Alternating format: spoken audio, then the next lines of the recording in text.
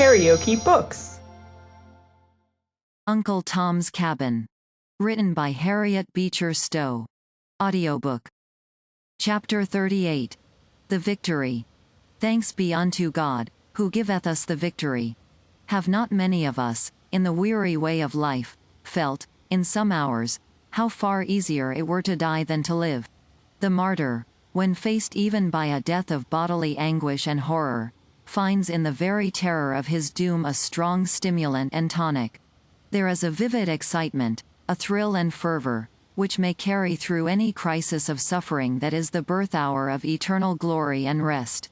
But to live, to wear on, day after day, of mean, bitter, low, harassing servitude, every nerve dampened and depressed, every power of feeling gradually smothered, this long and wasting heart martyrdom, this slow, daily bleeding away of the inward life, drop by drop, hour after hour, this is the true searching test of what there may be in man or woman. When Tom stood face to face with his persecutor, and heard his threats, and thought in his very soul that his hour was come, his heart swelled bravely in him, and he thought he could bear torture and fire, bear anything, with the vision of Jesus and heaven but just a step beyond. But, when he was gone, and the present excitement passed off, came back the pain of his bruised and weary limbs, came back the sense of his utterly degraded, hopeless, forlorn estate, and the day passed wearily enough. Long before his wounds were healed, Legree insisted that he should be put to the regular field work, and then came day after day of pain and weariness, aggravated by every kind of injustice and indignity that the ill will of a mean and malicious mind could devise. Whoever, in our circumstances, has made trial of pain, even with all the alleviations which, for us, usually attend it, must know the irritation that comes with it. Tom no longer wondered at the habitual surliness of his associates. Nay, he found the placid, sunny temper, which had been the habitude of his life, broken in on, and sorely strained, by the inroads of the same thing. He had flattered himself on leisure to read his Bible, but there was no such thing as leisure there. In the height of the season, Legree did not hesitate to press all his hands through, Sundays and weekdays alike. Why shouldn't he? He made more cotton by it, and gained his wager, and if it wore out a few more hands, he could buy better ones. At first, Tom used to read a verse or two of his Bible, by the flicker of the fire, after he had returned from his daily toil. But, after the cruel treatment he received, he used to come home so exhausted, that his head swam and his eyes failed when he tried to read, and he was fain to stretch himself down, with the others, in utter exhaustion. Is it strange that the religious peace and trust, which had upborne him hitherto, should give way to tossings of soul and despondent darkness? The gloomiest problem of this mysterious life was constantly before his eyes, souls crushed and ruined, evil triumphant, and God silent. It was weeks and months that Tom wrestled, in his own soul, in darkness and sorrow. He thought of Miss Ophelia's letter to his Kentucky friends, and would pray earnestly that God would send him deliverance. And then he would watch, day after day, in the vague hope of seeing somebody sent to redeem him. And, when nobody came, he would crush back to his soul bitter thoughts, that it was vain to serve God, that God had forgotten him. He sometimes saw Cassie, and sometimes, when summoned to the house, caught a glimpse of the dejected form of Emmeline, but held very little communion with either.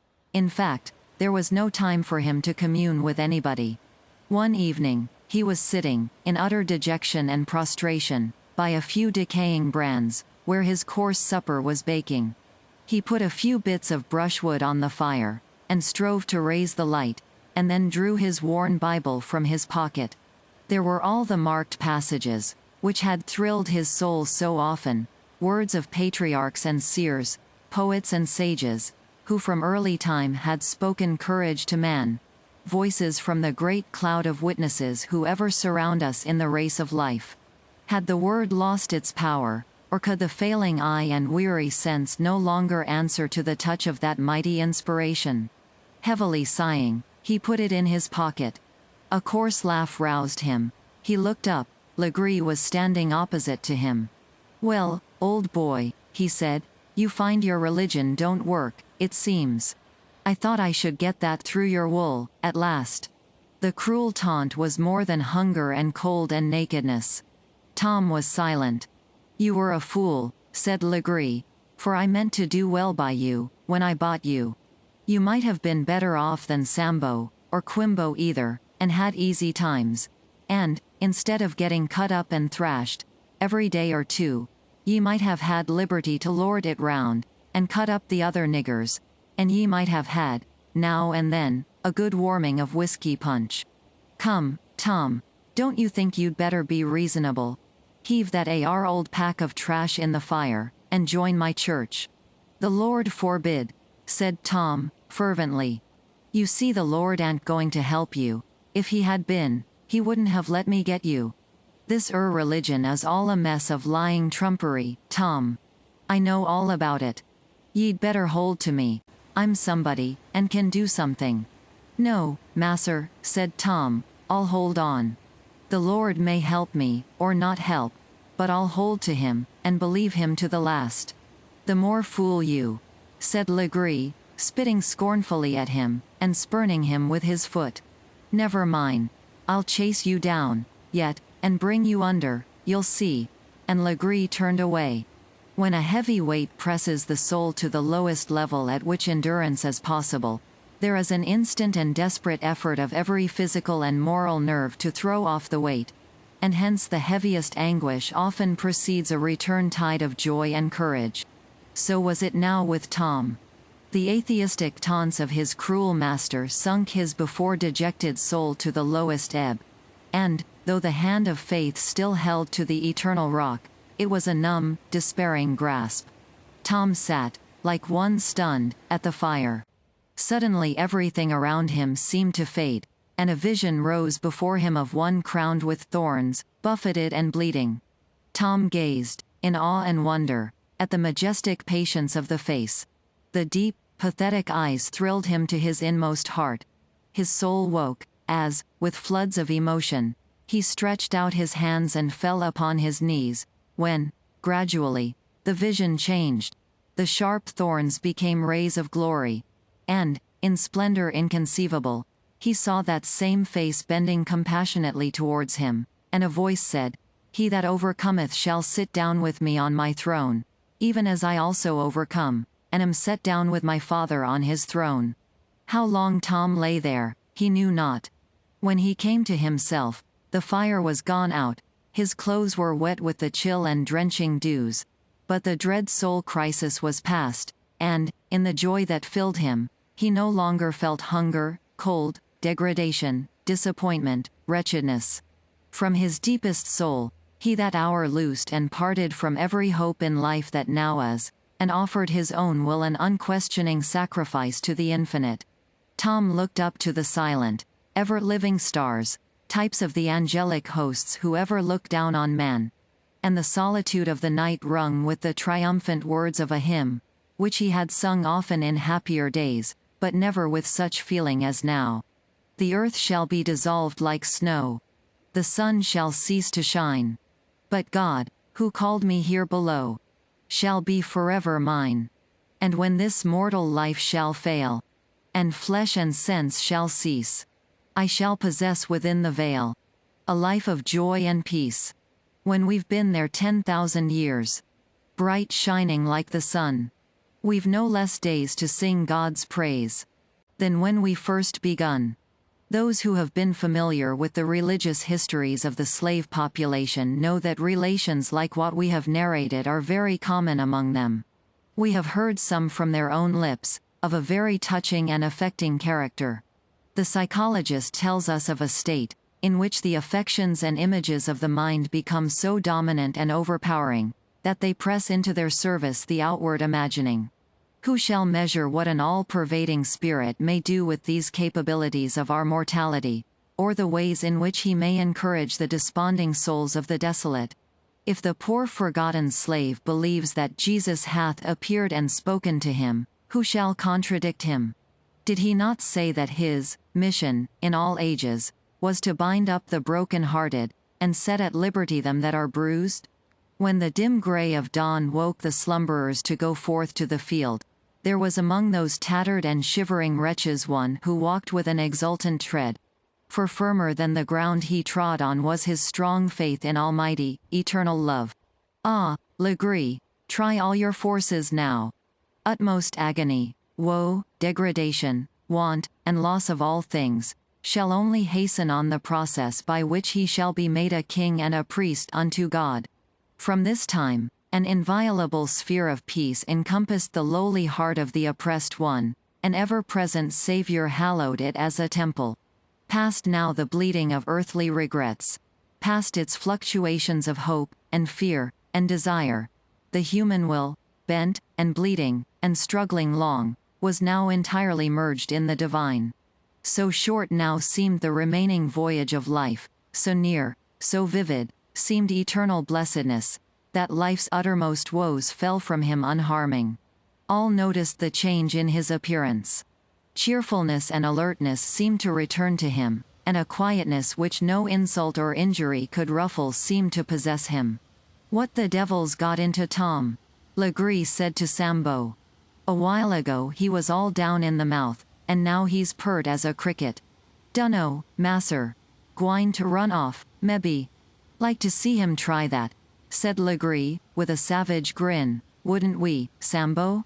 "Guess we would." "Ha! Ha! Ho!" said the sooty gnome, laughing obsequiously. "Lord, de fun! To see him stickin' in de mud, chasin' and tarrin' through de bushes, dogs a holdin' on to him. Lord, I laughed fit to split, dat ar time we cotched Molly. I thought they'd a had her all stripped up afore I could get 'em off. She cars de marks o' dat ar spree yet. I reckon she will, to her grave," said Legree. "But now, Sambo, you look sharp. If the nigger's got anything of this sort going, trip him up." "Masser, let me lone for dat," said Sambo, "I'll tree de coon." "Ho, ho, ho!" This was spoken as Legree was getting on his horse, to go to the neighboring town. That night, as he was returning, he thought he would turn his horse and ride round the quarters, and see if all was safe. It was a superb moonlight night, and the shadows of the graceful china trees lay minutely penciled on the turf below, and there was that transparent stillness in the air which it seems almost unholy to disturb. Legree was a little distance from the quarters, when he heard the voice of some one singing. It was not a usual sound there, and he paused to listen. A musical tenor voice sang, "When I can read my title clear, to mansions in the skies, I'll bid farewell to every fear, and wipe my weeping eyes. Should earth against my soul engage, and hellish darts be hurled, then I can smile at Satan's rage, and face a frowning world. Let cares like a wild deluge come, and storms of sorrow fall. May I but safely reach my home. My God, my heaven, my all." "So ho," said Legree to himself, "he thinks so, does he? How I hate these cursed Methodist hymns. Here, you nigger," said he, coming suddenly out upon Tom, and raising his riding whip. "How dare you be gettin' up this row, when you ought to be in bed? Shut old black gash, and get along in with you." "Yes, masser," said Tom, with ready cheerfulness, as he rose to go in. Legree was provoked beyond measure by Tom's evident happiness, and riding up to him, belabored him over his head and shoulders. "There, you dog," he said, "see if you'll feel so comfortable, after that." But the blows fell now only on the outer man, and not, as before, on the heart. Tom stood perfectly submissive, and yet Legree could not hide from himself that his power over his bond thrall was somehow gone. And, as Tom disappeared in his cabin, and he wheeled his horse suddenly round, there passed through his mind one of those vivid flashes that often send the lightning of conscience across the dark and wicked soul. He understood full well that it was God who was standing between him and his victim, and he blasphemed him. That submissive and silent man, whom taunts, nor threats, nor stripes, nor cruelties, could disturb, roused a voice within him, such as of old his master roused in the demoniac soul, saying, "What have we to do with thee, thou Jesus of Nazareth? Art thou come to torment us before the time?" Tom's whole soul overflowed with compassion and sympathy for the poor wretches by whom he was surrounded. To him it seemed as if his life's sorrows were now over, and as if, out of that strange treasury of peace and joy, with which he had been endowed from above, he longed to pour out something for the relief of their woes. It is true, opportunities were scanty, but, on the way to the fields, and back again, and during the hours of labor, chances fell in his way of extending a helping hand to the weary, the disheartened and discouraged. The poor, worn down, brutalized creatures, at first, could scarce comprehend this. But, when it was continued week after week, and month after month, it began to awaken long silent chords in their benumbed hearts. Gradually and imperceptibly the strange, silent, patient man, who was ready to bear every one's burden, and sought help from none, who stood aside for all, and came last, and took least, yet was foremost to share his little all with any who needed, the man who, in cold nights, would give up his tattered blanket to add to the comfort of some woman who shivered with sickness, and who filled the baskets of the weaker ones in the field, at the terrible risk of coming short in his own measure, and who, though pursued with unrelenting cruelty by their common tyrant, never joined in uttering a word of reviling or cursing. This man, at last, began to have a strange power over them. And, when the more pressing season was past, and they were allowed again their Sundays for their own use, many would gather together to hear from him of Jesus. They would gladly have met to hear, and pray, and sing, in some place, together. But Legree would not permit it, and more than once broke up such attempts, with oaths and brutal execrations, so that the blessed news had to circulate from individual to individual. Yet who can speak the simple joy with which some of those poor outcasts, to whom life was a joyless journey to a dark unknown, heard of a compassionate Redeemer and a heavenly home? It is the statement of missionaries, that, of all races of the earth, none have received the gospel with such eager docility as the African. The principle of reliance and unquestioning faith, which is its foundation, is more a native element in this race than any other, and it has often been found among them, that a stray seed of truth, born on some breeze of accident into hearts the most ignorant, has sprung up into fruit, whose abundance has shamed that of higher and more skillful culture. The poor mulatto woman, whose simple faith had been well nigh crushed and overwhelmed by the avalanche of cruelty and wrong which had fallen upon her, felt her soul raised up by the hymns and passages of Holy Writ, which this lowly missionary breathed into her ear in intervals, as they were going to and returning from work, and even the half-crazed and wandering mind of Cassie was soothed and calmed by his simple and unobtrusive influences. Stung to madness and despair by the crushing agonies of a life, Cassie had often resolved in her soul an hour of retribution, when her hand should avenge on her oppressor all the injustice and cruelty to which she had been witness, or which she had in her own person suffered. One night, after all in Tom's cabin were sunk in sleep, he was suddenly aroused by seeing her face at the hole between the logs, that served for a window. She made a silent gesture for him to come out. Tom came out the door. It was between 1 and 2 o'clock at night, broad, calm, still moonlight.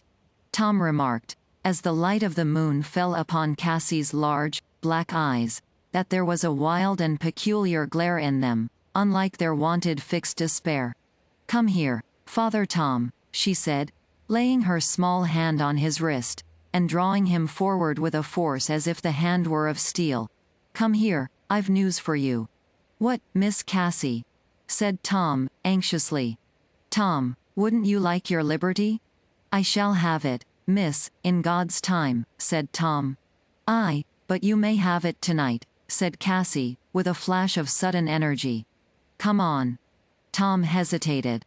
"Come," said she, in a whisper, fixing her black eyes on him. "Come along. He's asleep, sound. I put enough into his brandy to keep him so. I wish I'd had more, I shouldn't have wanted you. But come, The back door is unlocked. There's an axe there, I put it there. His room door is open. I'll show you the way. I'd a done it myself, only my arms are so weak. Come along. Not for 10,000 worlds, miss, said Tom, firmly, stopping and holding her back, as she was pressing forward. But think of all these poor creatures, said Cassie. We might set them all free, and go somewhere in the swamps, and find an island, and live by ourselves. I've heard of its being done. Any life is better than this. No, said Tom, firmly. No. Good never comes of wickedness. I'd sooner chop my right hand off. Then I shall do it, said Cassie, turning. Oh, Miss Cassie, said Tom, throwing himself before her, for the dear Lord's sake that died for ye. Don't sell your precious soul to the devil, that way. Nothing but evil will come of it. The Lord hasn't called us to wrath. We must suffer, and wait his time. Wait, said Cassie. Haven't I waited? Waited till my head is dizzy and my heart sick? What has he made me suffer? What has he made hundreds of poor creatures suffer? Isn't he wringing the life blood out of you? I'm called on, they call me. His time's come, and I'll have his heart's blood. No, no, no, said Tom, holding her small hands, which were clenched with spasmodic violence. No, ye poor, lost soul, that ye mustn't do. The dear, blessed Lord never shed no blood but his own, and that he poured out for us when we was enemies. Lord, help us to follow his steps, and love our enemies. Love, said Cassie, with a fierce glare, love such enemies. It isn't in flesh and blood. No, miss, it isn't, said Tom, looking up. But he gives it to us, and that's the victory. When we can love and pray over all and through all, the battle's past, and the victories come, glory be to God. And, with streaming eyes and choking voice, the black man looked up to heaven. And this, O Africa, latest called of nations, called to the crown of thorns, the scourge, the bloody sweat, the cross of agony, this is to be thy victory. By this shalt thou reign with Christ when his kingdom shall come on earth. The deep fervor of Tom's feelings, the softness of his voice, his tears, fell like dew on the wild, unsettled spirit of the poor woman. A softness gathered over the lurid fires of her eye. She looked down, and Tom could feel the relaxing muscles of her hands, as she said, "Didn't I tell you that evil spirits followed me? Oh, Father Tom, I can't pray, I wish I could. I never have prayed since my children were sold. What you say must be right, I know it must, but when I try to pray, I can only hate and curse. I can't pray." "Poor soul," said Tom, compassionately. "Satan desires to have ye, and sift ye as wheat. I pray the Lord for ye." "Oh, Miss Cassie, turn to the dear Lord Jesus. He came to bind up the broken-hearted, and comfort all that mourn." Cassie stood silent, while large, heavy tears dropped from her downcast eyes. "Miss Cassie," said Tom, in a hesitating tone, after surveying her in silence, "if ye only could get away from here, if the thing was possible, I'd advise ye and Emmeline to do it. That is, if ye could go without blood guiltiness, not otherwise. Would you try it with us, Father Tom?" "No," said Tom. "Time was when I would. But the Lord's given me a work among these poor souls, and I'll stay with 'em and bear my cross with 'em till the end. It's different with you. It's a snare to you, it's more'n you can stand, and you'd better go, if you can." "I know no way but through the grave," said Cassie. "There's no beast or bird but can find a home somewhere. Even the snakes and the alligators have their places to lie down and be quiet, but there's no place for us. Down in the darkest swamps, their dogs will hunt us out, and find us. Everybody and everything is against us. Even the very beasts side against us, and where shall we go?" Tom stood silent. At length he said, "Him that saved Daniel in the den of lions, that saves the children in the fiery furnace, him that walked on the sea, and bade the winds be still, he's alive yet, and I've faith to believe he can deliver you. Try it, and I'll pray, with all my might, for you. By what strange law of mind is it that an idea long overlooked, and trodden under foot as a useless stone, suddenly sparkles out in new light, as a discovered diamond? Cassie had often revolved, for hours, all possible or probable schemes of escape, and dismissed them all, as hopeless and impracticable. But at this moment there flashed through her mind a plan, so simple and feasible in all its details, as to awaken an instant hope. "Father Tom, I'll try it," she said, suddenly. "Amen," said Tom, "the Lord help ye." KaraokeBooks.